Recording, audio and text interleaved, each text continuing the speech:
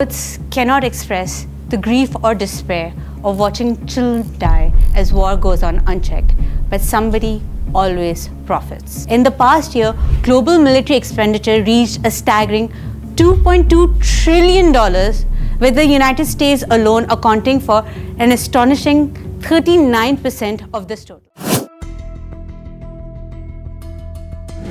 যখন বোমা পড়ে, শহর ধ্বংস হয়, শিশুরা কাঁদে, তখন আমরা কাকে দোষ দিই? শত্রুকে, নেতাদের, নাকি ইতিহাসকে?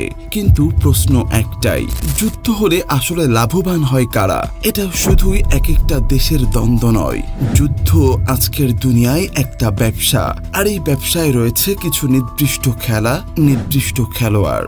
দ্বিতীয় বিশ্বযুদ্ধের সময় যুক্তরাষ্ট্রের একটা কোম্পানি লকহিড শুধু একটি বছরের মধ্যেই তাদের মুনাফা বেড়েছিল কয়েকশো গুণ। কিন্তু কেন? কারণ তারা সরবরাহ করছিল যুদ্ধ বিমান। বোমা যতই পড়েছে ইউরোপের শহরে, ততই বেড়েছে আমেরিকান অস্ত্র কোম্পানির স্টক প্রাইস। এক একটা যুদ্ধ তাদের জন্য নতুন বাজার। আফগানিস্তান, ইরাক, সিরিয়া, প্রতিবারই সেই চেনা মুখগুলো ফিরে এসেছে, অস্ত্র নিয়ে, চুক্তি নিয়ে, আর মুনাফার হিসাব নিয়ে। 1961 সালে আমেরিকার প্রেসিডেন্ট ডুইট আইজেনহাওয়ার এক ভয়ঙ্কর সতর্ক বার্তা দেন, be aware of the military industrial complex. তার বক্তব্য ছিল স্পষ্ট, সেনাবাহিনী, অস্ত্র প্রস্তুতকারক এবং রাজনীতিবিদদের মধ্যে এক ভয়ঙ্কর যোগসাজশ তৈরি হয়েছে এবং এরা চায় যুদ্ধ চলুক, কারণ শান্তি মানেই তাদের ব্যবসার ক্ষতি। এখানে যুদ্ধ মানে আর যুদ্ধ না, এটা এক একটা প্রজেক্ট, একটা প্রজেক্ট যেখানে ধ্বংসের সাথে সাথে তৈরি হয় প্রফিট রিপোর্টে। দুনিয়ার শীর্ষ অস্ত্র নির্মাতা কোম্পানি যেমন Lockheed Martin, Raytheon, নর্থ্রপ Grumman, BAE systems, এদের বার্ষিক রাজস্ব কত জানেন? আসুন প্রথমে লকহিড মার্টিন সম্পর্কে একটু জেনে আসা যাক। কাগজে কলমে লকহিড মার্টিনের বয়স মাত্র 28 বছর হলেও এর ইতিহাসের প্রথম পাতা রচিত হয়েছিল বিংশ শতাব্দীর প্রথম দিকে। একদিকে দুই ভাই এলেন লকহিড এবং ম্যালকম লকহিড সাধারণ জনগণের জন্য উড়োজাহাজ বানানোর কাজ করছিলেন 1912 সালে। অন্যদিকে মিলিটারি ট্রেনিং এর জন্য প্লেন বানানোর মাঠে একই বছর নেমে যান আকাশপথের খ্যাতিমান ব্যক্তিত্ব গ্লেন মার্টিন। দুজনের যাত্রাই আলাদা পথে শুরু হয়েছিল, কিন্তু তখন কে জানত প্রায় 1 শতক পর এই দুই ব্যক্তির প্রতিষ্ঠান অস্ত্র ব্যবসায় একচ্ছত্র আধিপত্যের অধিকারী হিসাবে নিজেদের প্রতিষ্ঠিত করবে। 1995 সালে লকহিড কর্পোরেশন এবং মার্টিন মারিয়েট্রা মিলে একটি নতুন প্রতিষ্ঠানের জন্ম হয়। এই নতুন কোম্পানির নাম রাখা হয় লকহিড মার্টিন। মার্জিং এর পূর্বেই দুটি কোম্পানি আমেরিকার অন্যতম প্রভাবশালী প্রতিষ্ঠান হিসাবে পরিচিতি লাভ করেছিল, কিন্তু $10 বিলিয়ন এই মার্জিং এর ফলে নতুন প্রতিষ্ঠান লকহিড মার্টিন রাতারাতি আমেরিকার সবচেয়ে বড় মিলিটারি কন্ট্রাক্টরে পরিণত হয়। কিন্তু তারা কি করে রাতারাতি আমেরিকার সবচেয়ে বড় অস্ত্র ব্যবসায় একচ্ছত্র আধিপত্যের অধিকারী হিসাবে নিজেদের প্রতিষ্ঠিত করে, সেটা নিয়ে অন্য একটি এপিসোড করা যায় যদি আপনারা বলেন।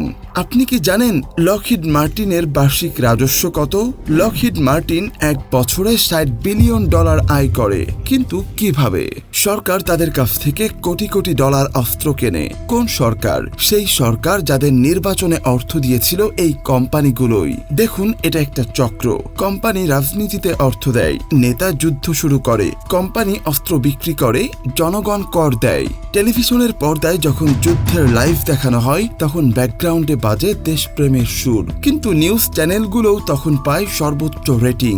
CNN, Fox News, Al Jazeera সবাই যুদ্ধের লাইভ কভারেজ দেয় যেন এটা কোনো খেলা, অথচ ওই খবরে কান্না শোনা যায় না, দেখা যায় না ধ্বংস, শুধু বুম বুম শব্দ আর ট্রাঙ্কের গর্জন। যুদ্ধ শেষ হলে কি হয়? তখন শুরু হয় রিকনস্ট্রাকশন, মানে আবার শহর তৈরি করা, রাস্তা বানানো, তেল উত্তোলন। ইরাক যুদ্ধের পর যুক্তরাষ্ট্রের কোম্পানি হাল্লিবর্টন পেয়েছিল $1 বিলিয়ন চুক্তি, এবং এই কোম্পানির সাবেক CEO ছিলেন যুক্তরাষ্ট্রের ভাইস প্রেসিডেন্ট ডিক চেইনি। মানে যুদ্ধটা শুরু হোক বা শেষ হোক, ব্যবসা কিন্তু থামে না। যখন একজন কৃষকের ছেলে যুদ্ধ করতে যায়, সে ফিরে আসে হয় পঙ্গু হয়ে, নয়তো কফিনে। আর যুদ্ধ শেষ হলে তার জন্য না থাকে চাকরি, না থাকে সুরক্ষা। অথচ ধনী বিনিয়োগকারীরা তখন তাদের অস্ত্র কোম্পানির শেয়ারের দাম দেখে খুশি হয়। গরিব মরে, মধ্যবিত্ত ট্যাক্স দেয়, আর ধনী হয় আরো ধনী। ইতিহাস ঘাটলে দেখবেন কোনো যুদ্ধই পুরোপুরি হঠাৎ করে শুরু হয়নি। সবকিছুর পেছনে থাকে মুনাফার হিসাব, কখনো তেল, কখনো গ্যাস, কখনো ভূখণ্ড, কখনো বা রাজনীতি। ইউক্রেন রাশিয়া যুদ্ধ, গাজা ইসরায়েল সংঘাত, চীন তাইওয়ান টেনশন, এর সবকিছুর পেছনেই রয়েছে এক অদৃশ্য অর্থনৈতিক সুতো। ইতিহাস দেখিয়েছে যুদ্ধের মুনাফা ক্ষণস্থায়ী। দ্বিতীয় বিশ্বযুদ্ধের পর গড়ে উঠেছিল জাতিসংঘ, শান্তি চুক্তি। আজও যদি আমরা সচেতন হই, প্রশ্ন তুলি, তবে হয়তো যুদ্ধের ব্যবসা বন্ধ হবে। শান্তির জন্য বিনিয়োগ, শিক্ষায় বাজেট, এটাই পারে যুদ্ধের চক্র ভাঙতে। যুদ্ধের লাভ কেবল কিছু মানুষের, কিন্তু ক্ষতি সবার।